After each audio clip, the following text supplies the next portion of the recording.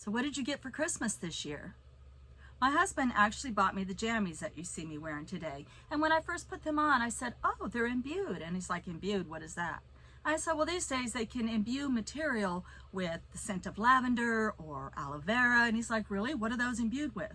I said, the energy of Joan Crawford. They feel like old Hollywood royalty pajamas. They got a super high waistband, which I don't even feel.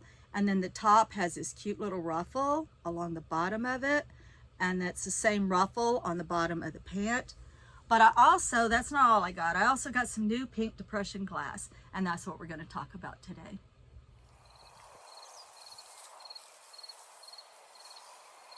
Okay, so welcome to my little vintage table, which soon it's going to be moving out in a new spot in the cabin, and I'm so excited, but it works for now. So I got a new piece of depression glass for Christmas, and then it dawned on me that I don't think I've really shown any of my depression glass collection.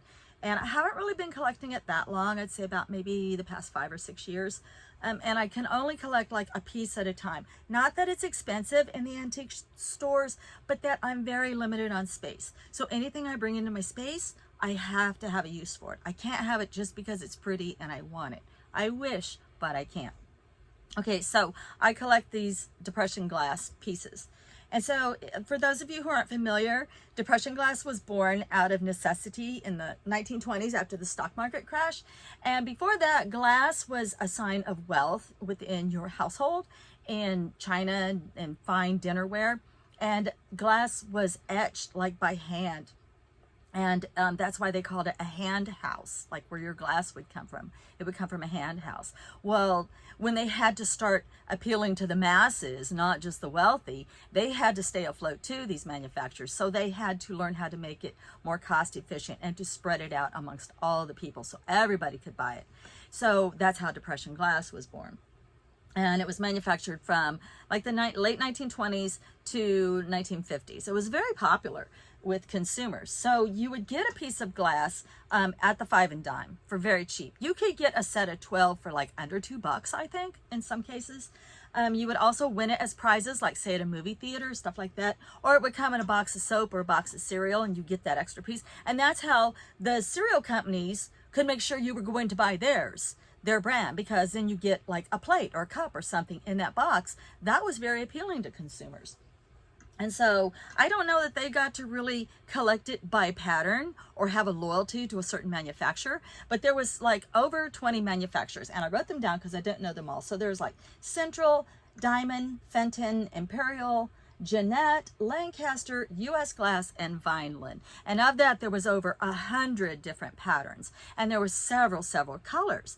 There was also, I believe, uranium glass and Vaseline glass, the kind that glows. And you're not really supposed to eat off of it because it contains a certain amount of uranium. But anyway, so back to this pink depression glasses, which is what I personally collect. So just today I found my plates. Okay, and this is super exciting. So these are in the, these are called luncheon plates, and these are in a dogwood pattern. I'm going to show them to you. They were half price, so I got each plate for $7.50. And those are made by Macbeth Evans. Okay, and then another Macbeth Evans is the Sweetheart. So this I got, I want to say for either housewarming or for my birthday 2 to 3 years ago. So I got this as a gift. This was gifted to me by my daughter, and this is a bud vase. And this is definitely American Sweetheart, because you can see like the scalloped edges. American Sweetheart is a pattern that was famous by Macbeth Evans Glass Company as well. And a good way that you can tell on these pieces that they are depression glasses, they're going to have a lot of bubbles and a lot of imperfections in them. And you're also going to see a lot of really distinct seams where the glass was pulled up out of the mold. And so this is my new piece. Now this one I'm pretty sure is by Fenton, but this is what I just got for Christmas. Isn't that beautiful?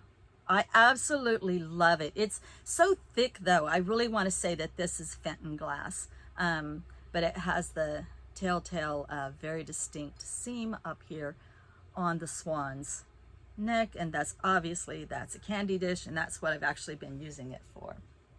Okay, and then There is one other. This is also by, I want to say, Macbeth Evans, and this pattern is called Open Rose.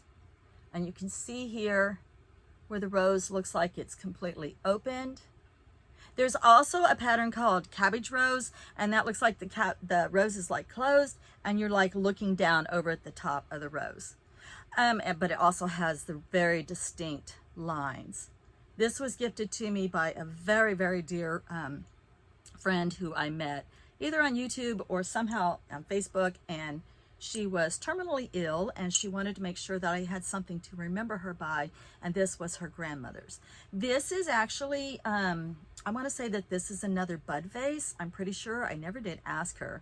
But you know what? Like if I was a cigarette smoker, you know what I do? What I think would be really cool is I would like put my cigarettes in this and line them up for the day. I just think that that's what it looks like when I look at it. I think they actually did have that back in like the 40s and stuff. But I don't smoke cigarettes, so. Okay, and then I also have, well, I have the juicer. I don't know who makes this, and I don't really know anything about it, except that it's really like a thick, chunky piece, and it has the little handle over here, and I use this all the time. One thing I do want to say about depression glass is that you don't want to put it in your microwave, and you don't want to put it in your dishwasher. If you put, it's not made for the dishwasher, and so if you put it in the dishwasher, you're going to get what's called sick glass. And what that is that you'll get a cloudiness built up in all this etching. And so you don't want to put it like in the washer, or dishwasher. And I use mine. I use mine every day. I'm using these, and they're really lightweight. So since I have to wash and dry my dishes rustically in pans, with pans and pour water, I don't have a faucet. So these are light, like super light. So they're really easy for me to wash and rinse and dry and put away. And I don't have to like deal with my Fiesta. I do have Fiesta, and they're so heavy. And I also have some Southwest, and it's incredibly heavy. And then the only other pieces I have, depression glass did come in a frosted glass. I'm not a big fan of frosted glass at all. I don't even remember how I ended up with this piece, but I loved it because it had the little legs on the bottom, the little stand there on the bottom. I thought that was really cool, like the pedestal, and I love the lines. I just don't like touching frosted glass for whatever reason. And for whatever reason, it didn't have the sugar bowl with it. So it's just a creamer, like a frosted pink depression glass creamer. I don't know why I have it. And then I have the little sherbet glasses. I have a set of 4 of those. I love these. We eat out of them all the time. And they had the very distinct seam on the side. If you can see that, almost looks like a crack, but it's actually just a seam. So a lot of your depression glass won't have any markings, any way to distinguish them. So you want to make sure that you get them from a reputable dealer.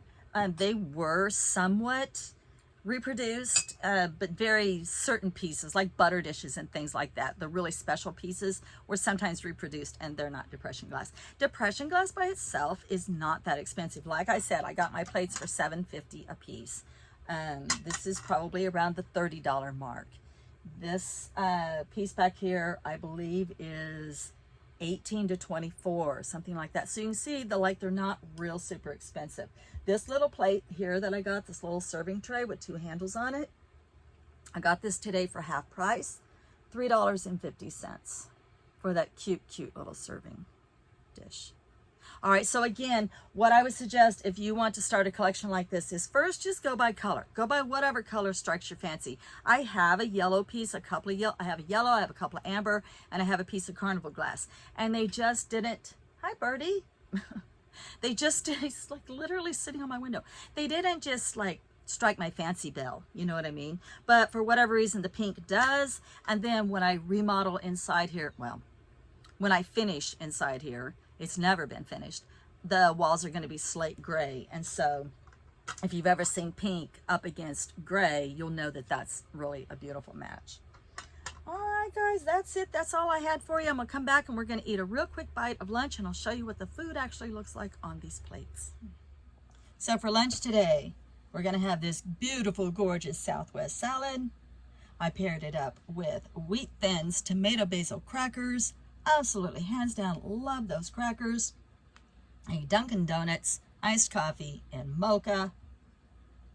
I get to have my dessert, which is just vanilla pudding, but in this cute, cute little pink cup. It makes it so much more special. Then I have my gorgeous little bud vase over here filled with cheerful little flowers that reminds me that it's Valentine's. Spring is just around the corner. And then I have my new swan that is filled with Valentine's candy and sitting on the table to share with everyone. So I guess today my message for you would be to, if you collect things and you collect pretty things, get them out, enjoy them, use them. Don't just keep them socked away for a rainy day.